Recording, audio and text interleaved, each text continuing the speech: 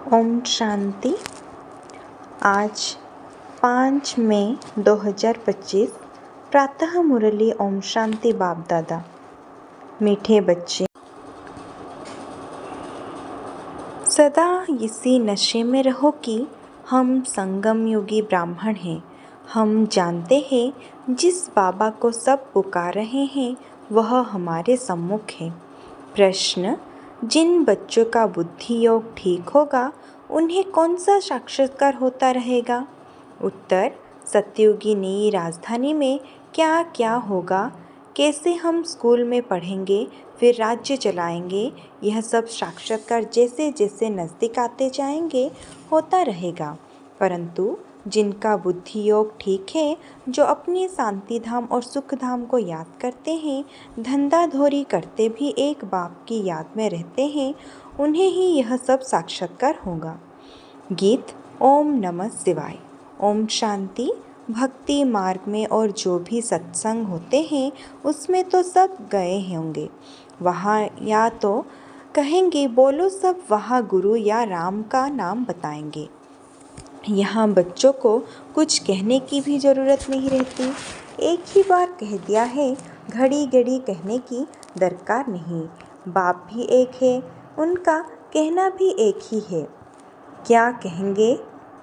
बच्चे मोमो कम याद करो। पहले सीखकर फिर आकर यहाँ बैठते हैं। हम जिस बाप के बच्चे हैं उनको याद करना है। यह भी तुमने अभी ब्रह्मा द्वारा जाना है कि हम सभी आत्माओं का बाप वह एक है। दुनिया यह नहीं जानती, तुम जानते हो। हम सब उस बाप के बच्चे हैं। उनको सभी गॉडफादर कहते हैं, अब फादर कहते हैं। मैं इस साधारण तन में तुमको पढ़ाने आता हूँ। तुम जानते हो बाबा इनमें आए हैं, हम उनके बने हैं। बाबा ही आकर पतित से पावन होने का रास्ता बताते हैं। यह सारा दिन बुद्धि में रहता है। यूँ शिव बाबा की संतान तो सब है, परंतु तुम जानते हो और कोई नहीं जानते हैं। तुम बच्चे समझते हो हम आत्मा हैं। हमको बाप ने परमात्मा फरमान किया है कि मुझे याद करो, मैं तुम्हारा बेहद का बाप हूँ। सब चिल्लाते रहते हैं कि पतित पावन आओ, हम पतित बने हैं। यह देह नहीं कहती, आत्मा इस शरीर द्वारा कहती है। 84 जन्म भी आत्मा लेती है ना। यह बुद्धि में रहना चाहिए कि हम एक्टरेस हैं। बाबा ने हमको अब त्रिकालदर्शी बनाया है, आदि मध्य अंत का ज्ञान दिया है। आप बाप को ही सब बुलाते हैं ना। अभी भी वह कहते रहते हैं कि आओ, और तुम संगम युगी ब्राह्मण कहते हो। बाबा आया हुआ है। इस संगम युग को भी तुम जानते हो। यह पुरुषोत्तम युग गाया जाता है। पुरुषोत्तम युग होता ही है कलयुग के अंत और सतयुग के आदि के बीच में। सतयुग में सत्पुरुष, कलयुग में झूठे पुरुष रहते हैं। सतयुग में जो होकर गए हैं उन्हीं को चित्र है। सबसे पुराने यह चित्र है। इनसे पुराने चित्र कोई होता नहीं। ऐसे तो बहुत मनुष्य फालतू चित्र बैठ बनाते हैं। यह तुम जानते हो कौन कौन होकर गए हैं। जैसे नीचे अम्बा का चित्र बनाया है अथवा काली का चित्र है, तो ऐसे भुजाएं वाली है थोड़ी ही हो सकती है। अम्बा को भी तो 2 भुजाएं होगी ना। मनुष्य तो जाकर हाथ जोड़ते पूजा करते हैं। भक्ति मार्ग में अनेक प्रकार के चित्र बनाए हैं। मनुष्य के ऊपर ही भिन्न भिन्न प्रकार की सजावट करते रहते हैं। रूप बदल जाता है। यह चित्र आदि वास्तव में कोई है नहीं। यह सभी है भक्ति मार्ग। यहाँ तो मनुष्य लूले लंगड़े निकल पड़ते हैं। सतयुग में ऐसे नहीं होते। सतयुग को भी तुम जानते हो, आदि सनातन देवी देवता धर्म था। यहाँ तो ड्रेस देखो, हर एक की अपनी अपनी कितनी वैरायटी है। वहाँ तो यथा राजा रानी तथा प्रजा होते हैं। जितना नज़दीक होते जाओगे उतना तुमको अपनी राजधानी की ड्रेस आदि का भी साक्षात्कार होता रहेगा। देखते रहोगे कि हम ऐसे स्कूल में पढ़ते हैं, यह करते हैं।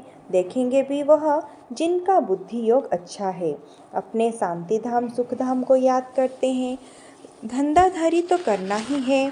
भक्ति मार्ग में भी धंधा आदि तो करना ही है। ज्ञान कुछ भी नहीं था, यह सब है भक्ति। उनको कहेंगे भक्ति का ज्ञान। वह यह ज्ञान दे न सके कि तुम विश्व के मालिक कैसे बनोगे। अभी तुम यहाँ पढ़कर भविष्य विश्व के मालिक बनते हो। तुम जानते हो यह पढ़ाई है ही नई दुनिया, अमर लोक के लिए। बाकी कोई अमरनाथ पर शंकर ने पार्वती को अमर कथा नहीं सुनाई है। वह तो सिर्फ शंकर को मिला देते हैं।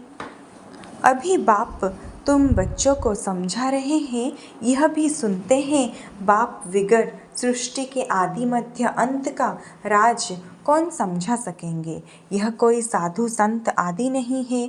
जैसे तुम गृहस्थ व्यवहार में रहते हो वैसे यह भी। ड्रेस आदि सब वही है। जैसे घर में माँ बाप बच्चे होते हैं, फर्क कुछ नहीं है। बाप इस रथ पर सवार हो आते हैं। बच्चों के पास यह भाग्यशाली रथ गया जाता है। कभी बैल पर सवारी भी दिखाई देते हैं। मनुष्य ने उल्टा समझ लिया है। मंदिर में कभी बैल हो सकता है क्या? श्री कृष्ण तो है प्रिंस, वह थोड़े ही बैल में बैठेंगे। भक्ति मार्ग में मनुष्य बहुत मुझे हुए हैं। मनुष्य को है भक्ति मार्ग का नशा, तुमको है ज्ञान मार्ग का नशा। तुम कहते हो इस संगम पर बाबा हमको पढ़ा रहे हैं। तुम हो इस दुनिया में, परंतु बुद्धि से जानते हो हम ब्राह्मण संगम युग पर है, बाकी सब मनुष्य कलयुग में है। यह अनुभव है कि बातें हैं। बुद्धि कहती है हम कलयुग से अब निकल आए हैं, बाबा आया हुआ है। यह पुरानी दुनिया ही बदलने वाली है। यह तुम्हारी बुद्धि में है और कोई नहीं जानते।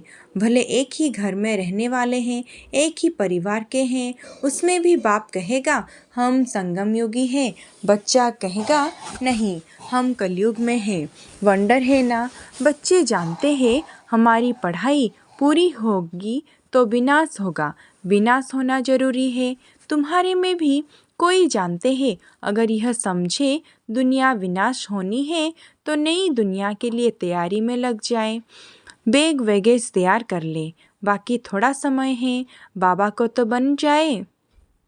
भूखे मरेंगे तो भी पहले बाबा फिर बच्चे। यह तो बाबा का भंडार है, तुम शिव बाबा के भंडारे से खाते हो। ब्राह्मण भोजन बनाते हैं इसीलिए ब्रह्मा भोजन कहा जाता है। जो पवित्र ब्राह्मण हैं याद में रहकर बनाते हैं। सिवाय ब्राह्मणों के शिव बाबा की याद में कोई रह नहीं सकते। वह ब्राह्मण थोड़े ही शिव बाबा की याद में रहते हैं। शिव बाबा का भंडारा यह है जहाँ ब्राह्मण भोजन बनाते हैं। ब्राह्मण योग में रहते हैं। पवित्र तो है ही, बाकी है योग की बात। इसमें ही मेहनत लगती है। गोपड़ा चल ना सके, ऐसे कोई कह ना सके कि मैं संपूर्ण योग में हूँ व 80% योग में हूँ। कोई भी कह ना सके। ज्ञान भी चाहिए। तुम बच्चों में योगी वह है जो अपनी दृष्टि से ही किसी को शांत कर दे। यह भी ताकत है। एकदम सन्नाटा हो जाएगा। जब तुम अशरीरी बन जाते हो फिर बाप की याद में रहते हो तो यही सच्ची याद है। फिर से यह प्रैक्टिस करनी है। जैसे तुम यहाँ याद में बैठते हो यह प्रैक्टिस कराई जाती है। फिर भी सब कोई याद में रहते नहीं हैं। कहाँ कहाँ बुद्धि भागती रहती है तो वह फिर नुकसान कर लेते हैं। यहाँ संदली पर बिठाना उनको चाहिए जो समझे हम ड्रिल टीचर हैं, बाप की याद में समाने बैठे हैं। बुद्धि योग और कोई तरफ ना जाए, सन्नाटा हो जाएगा। तुम अशरीरी बन जाते हो और बाप की याद में रहते हो। यह है सच्ची याद। सन्यासी भी शांति में बैठते हैं, वह किसी की याद में रहते हैं। वह कोई रियल याद नहीं, कोई को फायदा नहीं दे सकेंगे। वह सृष्टि को शांत नहीं कर सकते। बाप को जानते ही नहीं, ब्रह्मा को ही भगवान समझते रहते हैं। वह तो है ही नहीं।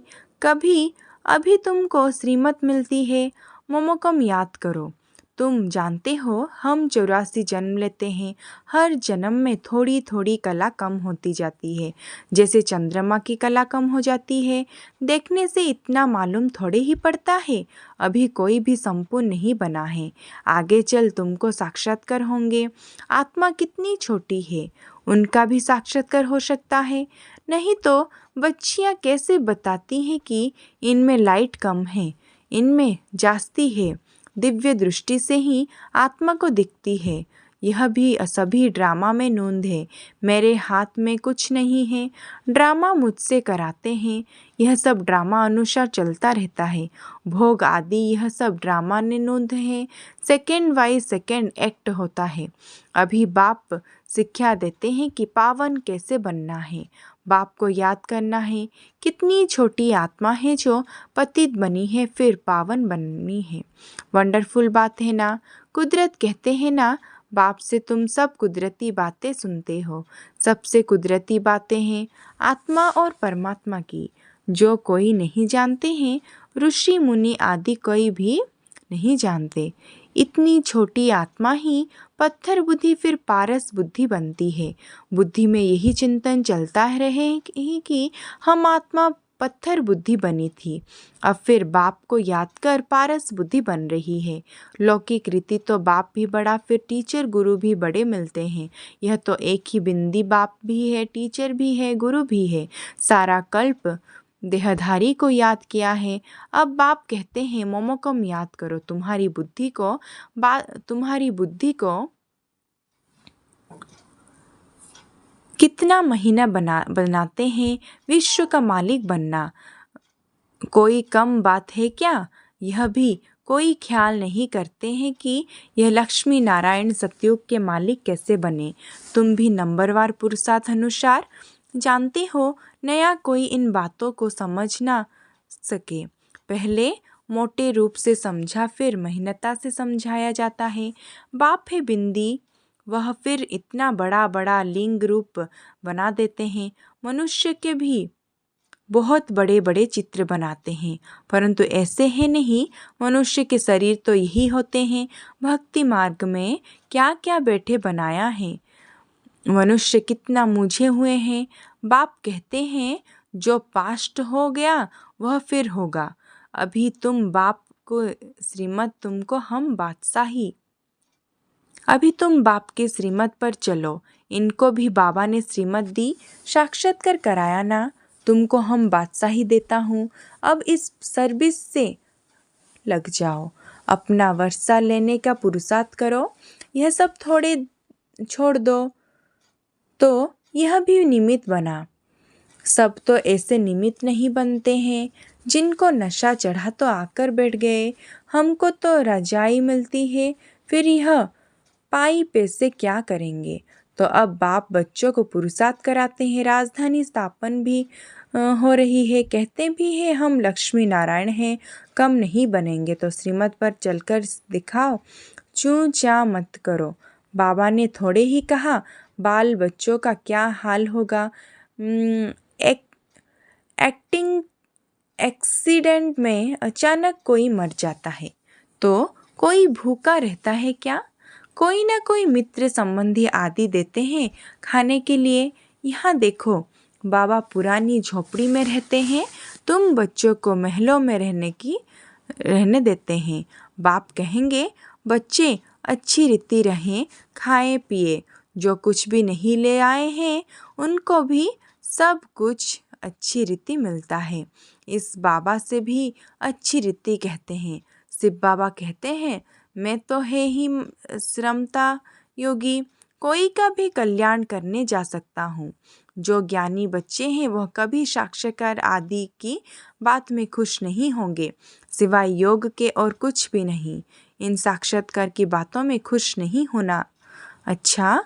मीठे मीठे सिक्की लद्दे बच्चों प्रति माता पिता बाप दादा का याद प्यार और गुड मॉर्निंग। रूहानी बाप के रूहानी बच्चों को नमस्ते। धारणों के लिए मुख्य सार, योग की ऐसी स्थिति बनानी है जो दृष्टि से ही किसी को शांत कर दे, एकदम सन्नाटा हो जाए। इनके लिए अशरीरी बनने का अभ्यास करना है। ज्ञान के सच्चे नशे में रहने के लिए याद रहे कि हम संगम योगी हैं। अब यह पुरानी दुनिया बदलने वाली है। हम अपने घर जा रहे हैं। श्रीमत पर सदा चलते रहना है, चूं चा नहीं करनी है। वरदान, परमात्मा मिलन द्वारा रूह रिहान का सही रेस्पॉन्स प्राप्त वाले बाप समान बहुरूपी भव। वरदान परमात्मा मिलन द्वारा रूह रिहान का सही रेस्पॉन्स प्राप्त वाले बाप समान बहुरूपी भव। जैसे बाप बहुरूपी है, सेकंड में निराकार से आकारी वस्त्र धारण कर लेते हैं, ऐसे आप भी इस मिट्टी की ड्रेस को छोड़ आकारी फरिश्ता ड्रेस, चमकीली ड्रेस पहन लो।